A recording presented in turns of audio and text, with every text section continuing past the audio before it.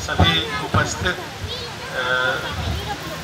विज्ञजनों को मेरा सादर प्रणाम। ये 5वां उपन्यास है मेरा और आदरणीय दयानंद पांडे जी और दीदी रजनी गुप्त जी और आज के कार्यक्रम की अध्यक्षता कर रहे शांत जी शायद मेरे ज़्यादातर कार्यक्रमों में रहे हैं। मैं बहुत आभारी हूँ इन तीनों लोगों का। मैं बहुत आभारी हूँ स्वामी सारंग जी का जिन्होंने अपनी उपस्थिति दी और मेरे कथाकार अग्रज श्री वीरेंद्र सारंग जी का और चमन जी का। बैरी उपन्यास की बात, उपन्यास पढ़ने में बहुत सारी चीज़ें आपको मिलेंगी। समय कम है। सतरंगी कार्यक्रम भी होने वाला है जो हमारी संचालिका हैं आरजे बिंदु जैन की संस्था है और उस संस्था से मैं भी सम्मानित हूँ। इसलिए मेरे बाद मैं स्वामी जी से अनुरोध करूँगा कि वो आशीर्वचन दें और ये कार्यक्रम का समापन हो जाएगा। फिर सतरंगी शुरू करते हैं। कोई भी लेखक समाज में घट रही घटनाओं से प्रभावित होकर ही लिखता है। लिखता क्यों है? क्योंकि उसके अंदर की संवेदना जल्दी जागृत हो जाती है। हम सभी सामाजिक प्राणी हैं और कोई भी घटना देख के द्रवित होते हैं या संवेदित होते हैं। कवि या लेखक के थोड़ा सा ज़्यादा संवेदित हो जाता है, ज़्यादा द्रवित हो जाता है। कई लोग बहुत कुछ लिखना चाहते हैं, समय अभाव के कारण नहीं लिख पाते हैं। पर हम जैसे लोग जो लगता है शायद इसी के लिए बने हैं, इसी के लिए जन्म लिया है, तो लिखे बिना मानते नहीं हैं। और वो जो अभिरुचि है और एक जो जीने का आनंद है वो लेखन में ही प्राप्त करते हैं। हम लोगों के लिए लिखना ईश्वर की पूजा के बराबर होता है। ध्यान की अवस्था में हम लोग चले जाते हैं, अपने पात्रों के साथ हंसते हैं, अपने पात्रों के साथ रोते हैं और उनके साथ उनका जैसा जीवन जीते हैं। वहाँ पर ना तो एक लेखक रह जाता है, ना कवि रह जाता है। वो सीधे सीधे अपना पात्र की तरह जीवन जीने लगता है जिस समय वो लिख रहा होता है। ऐसी ही कहानी मैंने 1998 में शुरू की थी। खेतों में पानी लगा रहे दो परम प्रिय मित्रों के बीच दांत काटी रोटी थी, पर जो पड़ोसी होते हैं वो उनमें दुराव पैदा करते हैं। वो कहानी लिख गई थी। उस कहानी को से मैं संतुष्ट नहीं था। कहानी बहुत लंबी थी और कहानी काफ़ी व्यापक फलक में लिखी जा सकती थी। हम लोगों का या ईश्वर का एक घटनाक्रम है जो 1919 में आया। 100 साल बाद कोरोना वायरस के रूप में 2020 में आया। देश में लॉकडाउन हुआ, बहुत सारी स्थितियां बदली। वहाँ नागरिकता कानून का आंदोलन चल रहा था। शाहीन बाग, जाफराबाद, उसके बाद दंगे, उसके बाद लॉकडाउन, वहाँ पालघाट की घटना, आगे ग्वालन घाटी में चीन वाली घटना, बम्बई में नशा वाली घटना। तो ऐसे क्रम बनाते हुए वो कहानी, मेरे जो दो पात्र अभी आदरणीय दयानंद जी ने बताए, दो दोस्त और वो एक सिपाही जो लापता हो गया था, बाद में मिलता है। एक कहानी समानांतर चलती है इन घटनाओं के साथ साथ। तो अगर मैं एक लाइन में कहूँ, समाज, मानवता और देश के बैरियों को परास्त करता हुआ एक विचार है मेरा इस उपन्यास में।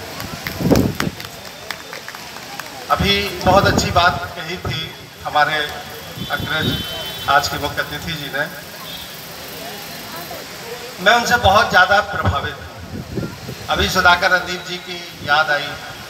उनको तो जो अच्छा लिख रहे हैं वो आज नहीं तो कल सराहा जाएगा।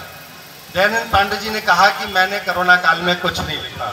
वो एकदम मैं उनको झूठा नहीं कह सकता हूँ, पर कहानी उपन्यास नहीं लिखा, पर जो बात को सरोकारनामा में लिखते हैं अपने, जो उनकी फेसबुक पोस्ट होती है, उससे उसको पढ़ के हम लोग ज्ञानी बनते हैं, ज्ञानार्जन होता है। लाखों की संख्या में उनके सब्सक्राइबर हैं और लाखों की संख्या में पाठक हैं। आप एक पोस्ट पढ़िए, सोवियत रूस में स्टालिन का पूरा नाम क्या है मुझे नहीं मालूम था, अभी कल मैंने एक पोस्ट पढ़ी, मुझे पता चला इनका पूरा नाम ये है। एक घटना घटती है कहीं पर, कोई आलोचक, कोई बहुत बड़े हमारे जो इनकी शताब्दी मनाई जा रही है रेणु जी के ऊपर, एक व्यंग या एक ओछा कमेंट करते हैं।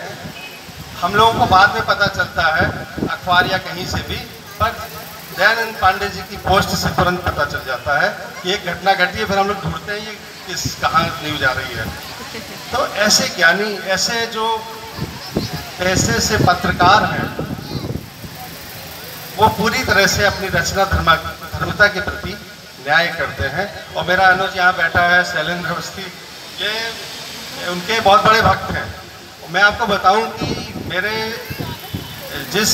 मैं माननीय उच्च न्यायालय में सेवारत हूँ, करीब 80 मेरे कुलीग ऐसे हैं जो सीधे मेरे साथ हैं, प्रथम श्रेणी और द्वितीय श्रेणी अधिकारी हैं वो, उनमें से आधे और मेरे हाईकोर्ट के बाकी और जो है, मैंने एक छोटी सी लाइब्रेरी भी अपने चैम्बर में बना रखी है, वो दयानंद पांडे जी की किताबें ले जाते हैं और 10-10, 20-20 दिन जब तक पूरी नहीं कर लेते हैं वापस नहीं लाते हैं। और आपके बड़े अच्छे प्रशंसक हैं वो।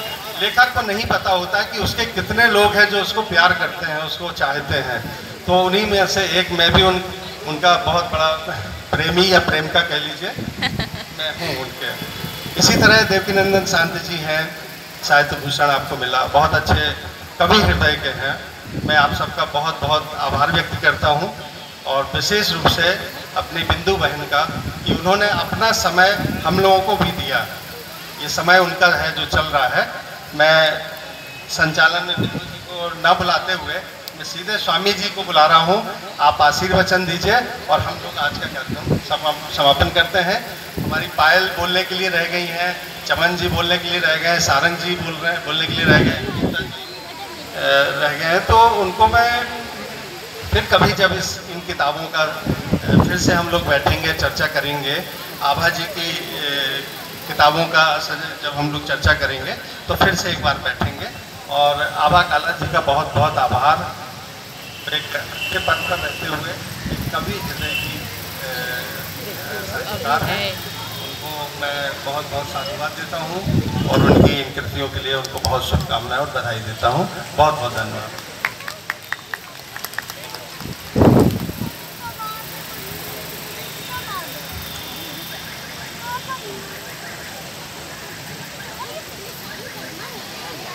परम आदरणीय मंच